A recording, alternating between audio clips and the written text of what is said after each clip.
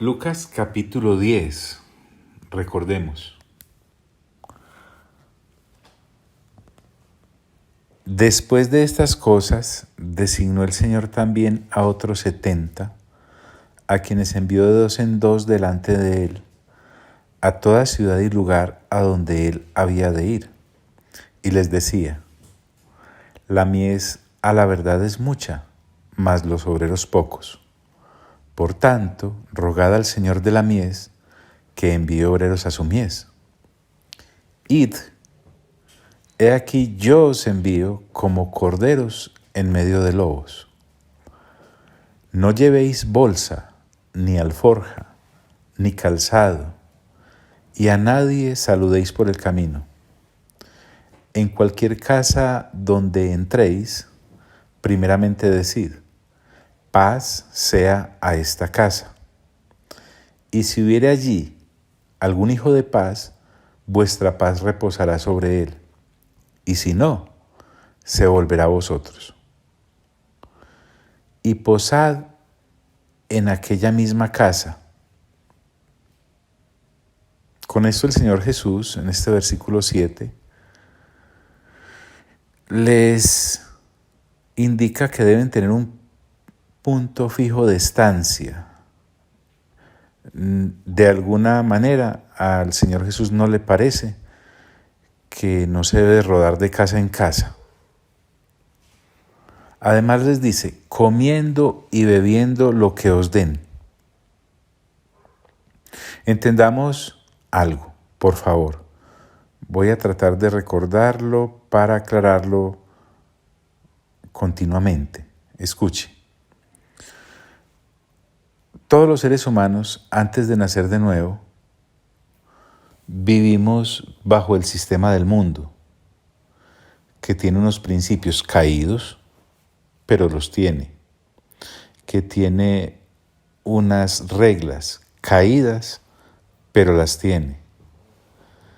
Todo lo que el sistema del mundo ofrece parte de una sabiduría diabólica, para usar palabras de Santiago, terrenal, netamente humana, mas nunca es sabiduría que viene del cielo. Por lo tanto, el Señor Jesús, cuando está enviando a estos 70, así como lo hizo con los 12, los está lanzando a vivir bajo los principios del reino, de la sabiduría que viene del cielo, que es la de Dios, que es buena, que es agradable y que es perfecta.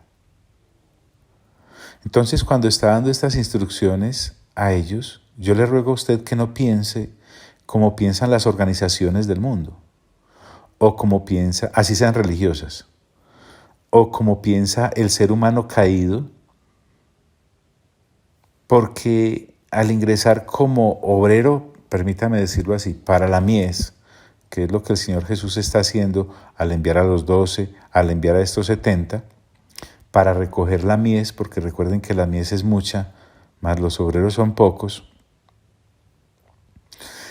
los está lanzando a una dimensión que no conocen, pero que deben experimentar para poderle servir a Dios. Entonces, cuando dice acá comiendo y bebiendo de lo que os den, entendamos lo que es Dios mostrándole a sus discípulos, los de su reino, los obreros de su mies, que es provisión de Dios lo que ellos van a tener de acá en adelante. No es el cheque de la empresa, no es el fruto del esfuerzo por arar la tierra a ellos, no. Estamos entonces cambiando por renovación de entendimiento. Entonces, entendámoslo pues como provisión de Dios y no como limosnas que van a recibir de los hombres. Es Dios. Acá también es bueno saber que el Señor les está hablando de que no deben ser personas que deben llegar al reino para servirle a Dios con exigencias. No, aquí es lo que Dios, en su eterna bondad, quiera participar con uno en esa área. Así que lo que nos provea hay que recibirlo con gratitud. Lo que nos ponga a la mesa, eso es lo que hay que comer. en el lugar que nos ubique, ahí es donde hay que vivir, comiendo y bebiendo lo que os den. Y agrega, porque el obrero es digno de su salario. Voy a abrir un paréntesis más grande que mediano. El Señor acaba de establecer algo. El obrero es digno de su salario.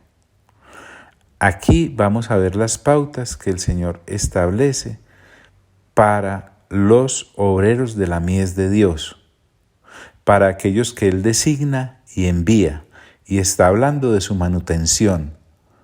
La palabra salario acá, entendámosla como paga, como sustento, como manutención. El obrero es enviado por el Señor, el obrero es designado por el Señor. Ampliemos un poco ya a las cartas y a las epístolas en donde hay iglesias locales establecidas en las ciudades y hay ministros que las cultivan, las cuidan, porque es la obra de Dios al fin y al cabo. Hay congregaciones maduras en esto y hay congregaciones casi que completamente nulas en cuanto a este aspecto, el de la manutención de sus obreros. Veamos cómo le fue al apóstol Pablo con los corintios. Resulta que, como usted ya ha podido acompañarme, o mejor dicho, en su lectura juiciosa diaria para leer el Nuevo Testamento una vez al mes, es decir, 9 capítulos diarios, usted mínimo, si ha sido una persona leal con lo que Dios nos mandó a hacer como congregación local, en un año usted ha pasado por la carta a los Corintios, tanto la primera como la segunda, 12 veces. Y mínimo en 12 o por lo menos 6 versiones diferentes, si fue que repitió alguna. Entonces lo que le voy a hablar es, vamos a tomar primero el aspecto de cómo es una congregación que no se hace cargo de las personas que la edifican. Después vamos a mirar cómo es una congregación que se hace cargo de las personas que la edifican. Pero en ningún momento el obrero que Dios designa y envía para recoger su mies puede dejar de hacer la labor porque la gente a la cual ministra para Dios es como los de Corinto o es como los de Filipos. Eso para él no tiene nada que ver. Su manutención viene de Dios. Allá entonces el apóstol Pablo, en Primera de Corintios, les pone los puntos sobre las íes a esta congregación carnal. En su capítulo 9, del versículo 1 en adelante. Voy sin afán. Si usted lo tiene, apague y vuelva a aprender más adelantico. Dice allí el apóstol, entonces, ¿no soy apóstol? Pablo está llamándole la atención, con mucha sabiduría, pero con firmeza a los de Corinto. La respuesta a eso, les pregunto a ustedes, ¿Pablo era apóstol? Sí, era apóstol. ¿No soy libre? ¿Pablo era libre? Sí, era libre. ¿No he visto a Jesús, el Señor nuestro? Sí, sí lo había visto. ¿No sois vosotros mi obra en el Señor? Sí, el apóstol Pablo, como usted y yo ya leímos en Hechos de los Apóstoles, fue utilizado por el Espíritu Santo para fundar la congregación en Corinto. Y les dice, si para otros no soy apóstol, porque no faltará el que desconozca el ministerio del apóstol Pablo, para vosotros ciertamente lo soy. Los de Corinto, más que nadie, debían saber que el apóstol sí era apóstol. ¿Y saben por qué? No porque hubiese llevado un diploma de alguna academia apostólica o porque lo hubiese comprado en algún viaje a 3 horas de distancia, en un vuelo corto, o porque él se hubiese autonombrado. Les dice a ellos, porque el sello de mi apostolado sois vosotros en el Señor. Aquellos a quienes él había, permítame decirlo así, engendrado en Cristo Jesús, eran más que la propia evidencia de que el Señor lo respaldaba en su ministerio apostólico. Y continúa. Bueno, usted dirá, Johnny, ¿eso qué tiene que ver con lo que estamos viendo de que el obrero es digno de su salario, como lo dijo el Señor Jesús? Pero y verá. Pablo dice, contra los que me acusan, esta es mi defensa. Es que lo presionaron tanto que el hombre se tuvo que defender. Créanme que a 2000 años de distancia a mí me da pena ajena con el apóstol Pablo. Es decir, Pablo y los de Corinto nos van a ilustrar cómo no debe actuar una congregación local en este asunto de cuando los obreros son dignos de su salario. Esta es la forma en cómo no. Ojo pues, no vaya a decir, ve, como está en la Biblia yo voy a hacer así. Cuidadito con eso. Entonces Pablo les dice a continuación, ¿acaso no tenemos derecho de comer y beber? Pablo está haciendo referencia a que Bernabé y él no eran, ¿cómo les digo yo? Cuerpos gloriosos. Créame, el apóstol Pablo comía, así como usted y yo comemos. Bernabé también, y todo su equipo de trabajo. Entonces por eso les dice, ¿acaso no tenemos derecho de comer y beber? Recuerden, estamos hablando en cuanto a manutención. Les dice además, no tenemos derecho de traer con nosotros a una hermana por mujer, como también los otros apóstoles y los hermanos del Señor, y Cefas. En este aspecto está hablando en cuanto a su derecho de tener una vida de pareja y de hogar, lo cual me lleva a entender que Cefas, que es Pedro, era casado. Entonces se cae de piso lo que doctrinas heréticas han enseñado acerca de el celibato de Pedro. Bien casadito era. Recuerden además que el Señor Jesús le sanó la suegra. Gran favor que le hizo. También me habla de que los hermanos del Señor eran casados. Tenían una hermana por mujer. Eso me lleva a entender que el Señor Jesús tenía cuñadas y además pues los hermanos. Y los otros apóstoles. O sea que los otros 11 eran también casados. Como usted y yo sabemos, Pablo no. Pablo era un soltero, era un eunuco que se había hecho eunuco a sí mismo para el reino. Entonces aquí Pablo nos dice que si él y Bernabé quisieran ejercer ese derecho, lo podían hacer. Y sigue. O solo yo y Bernabé, aquí en este caso el burro adelante no patea porque el apóstol no lo está haciendo por vanagloria, sino porque era por orden de autoridad. O solo yo y Bernabé no tenemos derecho de no trabajar. Qué interesante. Está hablando que por estar dedicado de lleno a la obra del Señor, en la labor secular, ellos no tenían por qué estar efectuándola. Pero parece que los de Corinto no tenían esto claro. Permítame especular un poco. Tal vez los de Corinto pensaban que predicar y orar y abrir congregaciones y ministrar la palabra y entregarle la palabra del reino a la gente, eso no era como trabajo, posiblemente. Así hay muchos creyentes hoy en día que piensan que la persona que se dedica, designada por Dios y enviada por Dios a las labores del reino, 100%, no hacen nada. Pues no lo digo por usted que me está escuchando, estoy hablando pues por otras cosas que uno conoce en otros lugares, en otras congregaciones, en otros países. Y entonces él trae unos argumentos bien interesantes. Dice, ¿quién fue jamás soldado a sus propias expensas? Entonces se va al régimen militar y efectivamente los soldados, para estar dedicados 100% a sus labores militares, a sus labores castrenses, pues no pueden estar a la vez laborando en otro lugar, tienen que estar perfectamente dedicados a eso. Ahora trae un ejemplo del campo y dice, ¿quién planta viña y no come de su fruto? Efectivamente, la persona que labora en el campo, de lo que planta come.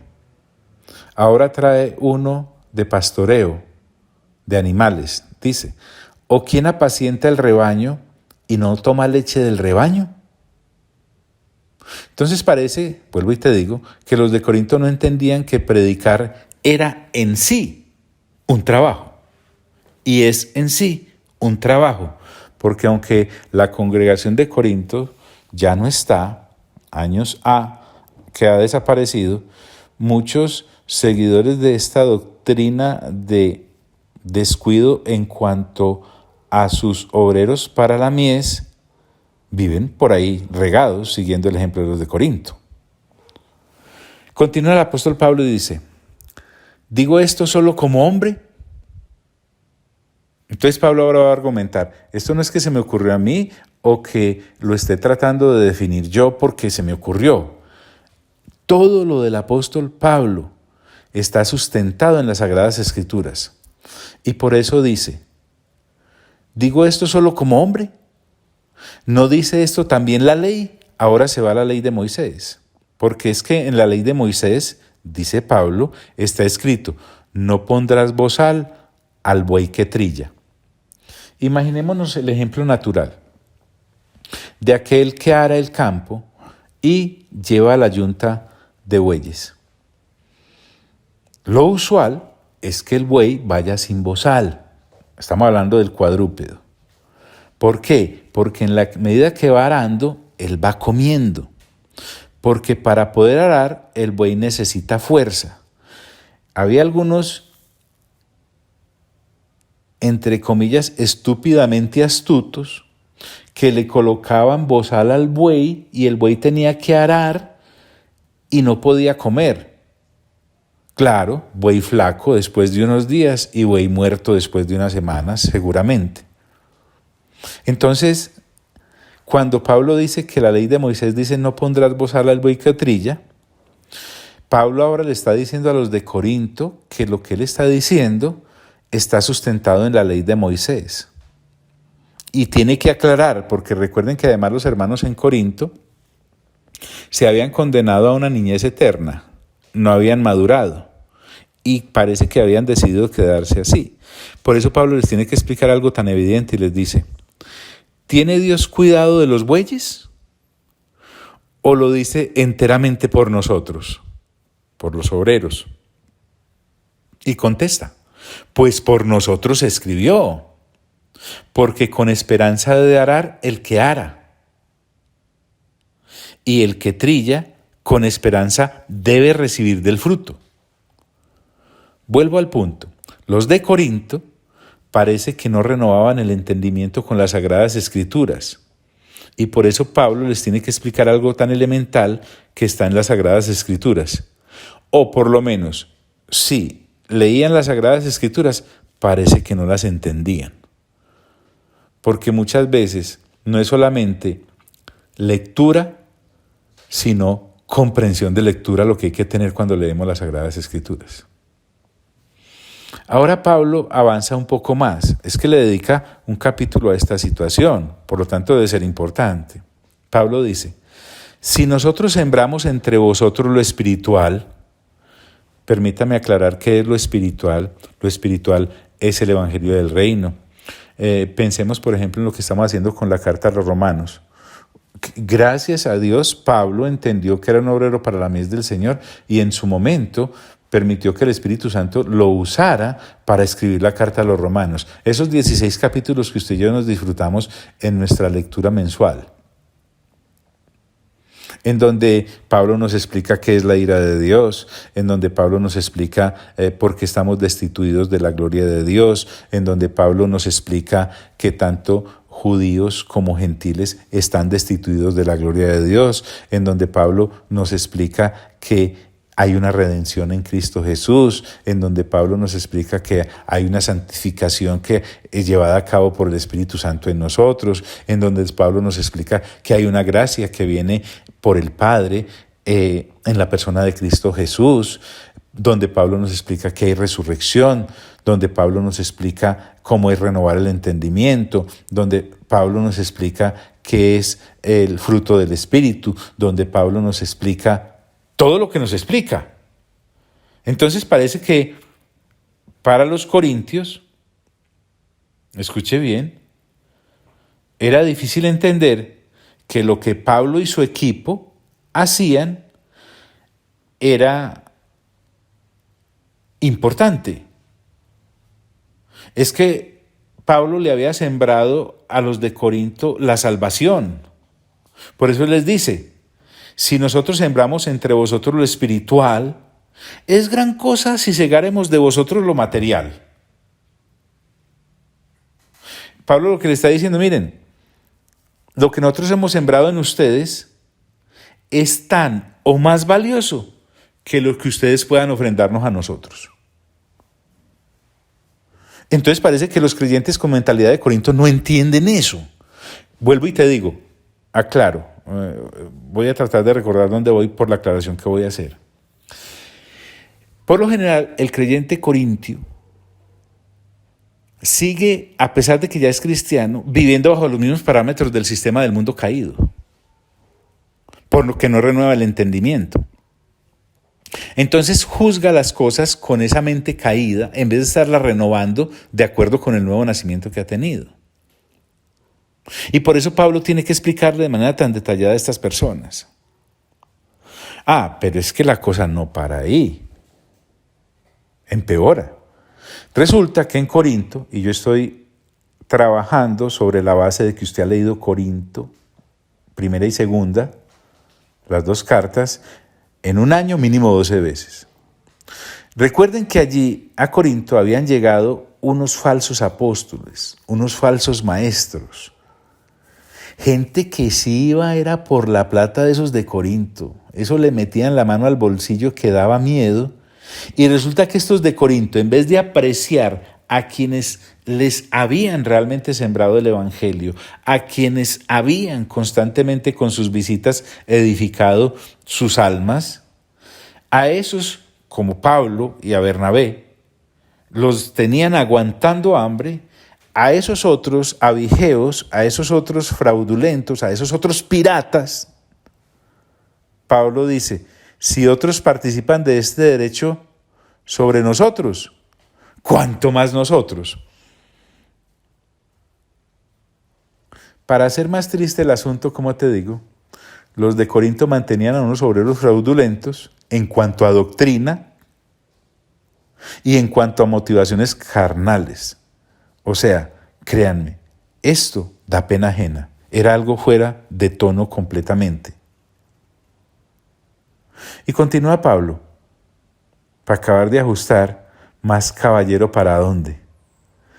Pero no hemos usado de este derecho, sino que lo soportamos todo, por no poner ningún obstáculo al Evangelio de Cristo. Oiga bien, aún así, con el trato que los de Corinto les daban, aún así Pablo y su equipo jamás, con mayúscula, usaron eso como pretexto para no seguirlos edificando, porque ellos tenían muy en claro a quién le estaban sirviendo, al Dios que los designó y los envió, y no a quienes los había enviado. A Dios le estaban sirviendo. Y continúa Pablo, ¿no sabéis que los que trabajan en las cosas sagradas comen del templo? Nuevamente, Pablo se basa en lo que el Antiguo Testamento dice. Y que los que sirven al altar, del altar participan. Usa entonces Pablo el ejemplo del pacto anterior y cómo se hacía allí con sus ministros, los que ministraban en el tabernáculo, bajo la ley de Moisés, para ilustrar lo que una congregación del nuevo pacto debe hacer con los obreros para la mies. Y ahora Pablo no se queda solamente en las enseñanzas de Moisés y en las de la ley, sino que llega a donde tú y yo comenzamos hoy. Porque recuerden que el Señor Jesús nos dice en Lucas capítulo 10, versículo 7, porque el obrero es digno de su salario. Disculpe, le pregunto, ¿quién lo dijo? El Señor Jesús. Así también ahora Pablo dice, así también ordenó el Señor a los que anuncian el Evangelio, que vivan del Evangelio. Es que es el mismo Señor Jesús el que lo ha enseñado. Pero Pablo continúa, oiga bien, pero yo de nada de esto me he aprovechado, ni tampoco he escrito esto para que se haga así conmigo. Escuche bien, usted y yo sabemos que el apóstol Pablo tenía como oficio manual el hacer tiendas que fabricaba con aquella pareja, Priscila y Aquila. Tiendas muy bien hechas, porque si Pablo dice allá en Colosenses que todo lo que hagamos, lo hagamos como para el Señor y no para los hombres, una tienda hecha por el apóstol Pablo no era hecha con productos de segunda, ni con hilos malos, ni mal acabada, debía ser muy buena. Los de Corinto no se habían dado cuenta, eran miopes, completamente ciegos espiritualmente, que el apóstol Pablo trabajaba haciendo tiendas juntamente con Priscila y Aquila, para generar recursos, escuche bien, y después poderles ir a predicar a ellos el Evangelio. Esto me recuerda mucho lo que Faraón, y por eso te digo que los que actúan así tienen principios del mundo caído, para presionar al pueblo de Dios que tenía esclavizado, les exigió hacer ladrillos, pero ya no les daba el material y les exigía la misma cuota de ladrillos. Así hay muchas congregaciones, empezando por esa de Corinto de hace 2000 años, y unas actuales que siguiendo ese ejemplo le exigen a sus ministros que además de predicarles el Evangelio, tengan que producir para comer ellos y los que los acompañan. Como te digo, da pena ajena. Y Pablo les dice, pero ya nada de esto me ha aprovechado, ni tampoco he escrito esto para que se haga así conmigo. Vuelvo y te digo, esto no es orgullo del apóstol Pablo, es altura, es dignidad de apóstol. Y saben, yo les digo algo, aquí entre nosotros, sinceramente, es que es mejor que a algunas personas no se les reciba nada. Oiga pues, pero nada es nada por lo carnales que son. Y ahora Pablo dice y refrenda, porque prefiero morir antes que nadie desvanezca esta mi gloria. Y aquí viene, pues si anuncio el Evangelio, no tengo por qué gloriarme. Qué interesante, a lo que te decía, es que uno está puesto para predicar el Evangelio, sin importar si el que lo recibe es agradecido y responsable o es malagradecido e irresponsable. Ese no es nuestro problema.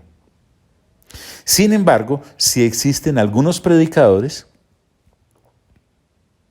que se alardean de supuestamente ser ministros y de cobrar por lo que hacen. Pero Pablo no lo hace.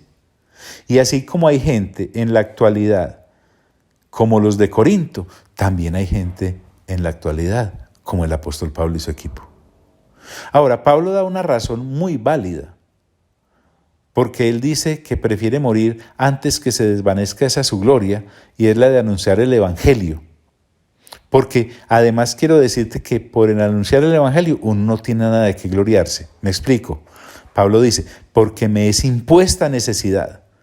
O sea, lo que Pablo está queriendo nos decir es que una persona que ha nacido de nuevo y tiene mente renovada, tiene que compartir el Evangelio a otros. Y por eso Pablo dice, y ay de mí, sino anunciar el Evangelio. Y dice, por lo cual, si lo hago de buena voluntad, recompensa tendré. Pero si de mala voluntad, la comisión me ha sido encomendada. O sea, lo que Pablo está diciendo es, al que Dios llama, es decir, designa y envía, le toca predicar porque le toca predicar. Es que es lo mínimo que un ser humano nacido de nuevo con mente renovada puede hacer. Mejor dicho, es que esto es lo que tiene que hacer una persona salva. Una persona salva tiene que compartir el evangelio del reino a otros, quiera o no. Y Pablo continúa y dice, ¿cuál pues es mi galardón? Estamos hablando ya de esa relación íntima entre Pablo y los de Corinto. Es que aquí entramos en la intimidad de una congregación así fuese carnal y los bemoles que tenía con su apóstol. Pablo les dice, ¿cuál es pues mi galardón?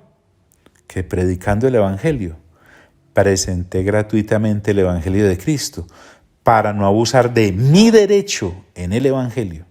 Por lo cual, siendo libre de todos, me he hecho siervo de todos para ganar a mayor número.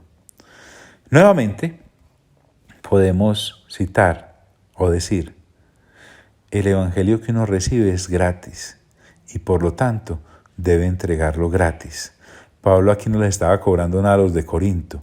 Es más, si usted sigue adelante en la lectura y también lo acompaña con la lectura en los capítulos finales de la segunda carta, se va a dar cuenta que el apóstol no le recibió ni un tinto a estos hermanos. ¡Qué pena ajena! Eso sí, no dejó de entregarles el evangelio. Yo quisiera pedirle un favor. No vaya a pensar que esto es así. No, hay gente muy linda, hay gente muy bien en este caminar con el Señor. Pablo es más, lo refrenda en 1 de Timoteo capítulo 5, versículo 17 al 18. Cuando está instruyendo a Timoteo, su discípulo, que estaba pastoreando precisamente en Éfeso. Pablo le dice a Timoteo esto. Los ancianos que gobiernen bien, ancianos está refiriéndose aquí a personas que se dedican a la enseñanza de la palabra en una congregación local, sean tenidos por dignos de doble honor. Es decir, lo que está diciendo es manténganlos bien. Mayormente a los que trabajan en predicar y enseñar. Y Pablo le dice a Timoteo que los de Éfeso, entre paréntesis, permítame, lo que Pablo está diciendo tácitamente es que los de Éfeso no vayan a caer en la vergüenza de los de Corinto en esta área. Y le refrenda, pues la Escritura dice, no pondrás bozal al buey que trilla, y digno es el obrero de su salario. Entonces yo no quisiera que usted, mi amigo y mi amiga, mi hermano y mi hermana, se quedara con esta impresión, como con este sinsabor que le queda a uno con, ¿sí me hago entender? Y que la próxima usted me acompañe a mirar lo que una congregación local, bien nacida de nuevo, con mente bien renovada, hace con sus ministros. Otra cosa, quiero decirte. Cuando Pablo dice allá, en 1 Corintios 9, finalizando, que él no les iba a recibir nada, era una cosa de él, no una ley, porque él nos acaba de citar a Cefas, nos acaba de citar a los apóstoles, nos acaba de citar a los hermanos del Señor que sí recibían Cefas y los apóstoles allá en su congregación en Jerusalén. La congregación se manejaba súper bien con ellos. No, sino que estas cosas a veces le toca hacerlas a uno. ¿Por qué? No porque no tenga derecho, sino por la carnalidad de los que reciben el Evangelio sano. Bueno, entonces te dije que si te parece, si te provoca, si quieres, vamos a mirar la próxima vez, dentro de este gran paréntesis que abrí, porque recuerda que estamos desarrollando lo que el Señor Jesús dice en Lucas capítulo 10, en el versículo 7, cuando enviando a los 70 les dijo, porque el obrero es digno de su salario. Y a mí, como pastor y maestro, debo enseñarte estas cosas porque ¿quién más te las va a enseñar? Amado Padre Celestial, a ti sea toda la gloria. Amado Señor Jesús, a ti sea toda la honra. Y amado Espíritu Santo, a ti sea todo el honor. Y a los tres, por los siglos de los siglos de los siglos. Amén.